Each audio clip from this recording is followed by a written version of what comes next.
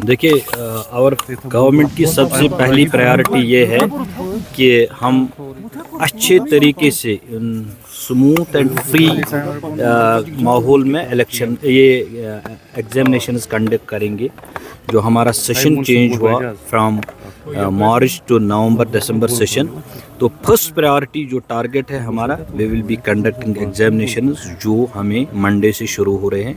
एक uniform date sheet हमने निकाला हुआ है, इसको पहले कंक्लूड करके रिज़ल्ट बना पाए, रिज़ल्ट डिक्लेयर करें और उसके बाद हम नई क्लास नोटिफिकेशन शुरू करेंगे।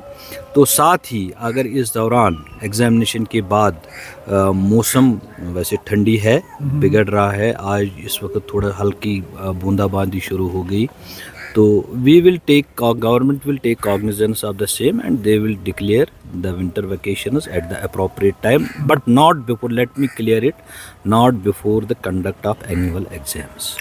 सर, कहीं एक सवालात है जिसमें एडमिशन तो नए अब होंगे ही होंगे क्योंकि नया सेशन जो है आने वाला है, तो उसमें आम तौर से पेरेंट्स की शिकायत रहती है कि एडमिशन फीस, इसके लिए आपने पहले ही कहा है कि कोई भी स्कूल एडमिशन फीस नहीं ले सकता है, मिसलेनियस चार्ज किए जा रहे हैं। तो उसके लिए फिर से मैं आपको आज फिर से ये क्वेश्चन पूछ रहा हूँ, क्योंकि मिनी स्कूल्स डूइंग वायलेशंस वो एडमिशन फीस भी लेते हैं, मिसलेनियस चार्जेस भी लेते हैं, उसमें की कोई पॉलिसी आपने बनाई है? अगर कोई इस तरह कोई अगर आप देखेंगे, we have a fee fixation committee जो फ़ी को रेगुलेट करता है प्राइवेट स्कूलों के हवाले से, which is being headed by a retired justice, वो इसको चला रहे हैं। I am also member of that committee.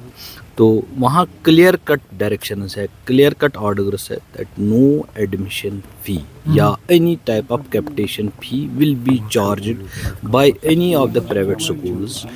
In case such violations, such complaints occur, will come, we will definitely take cognizance.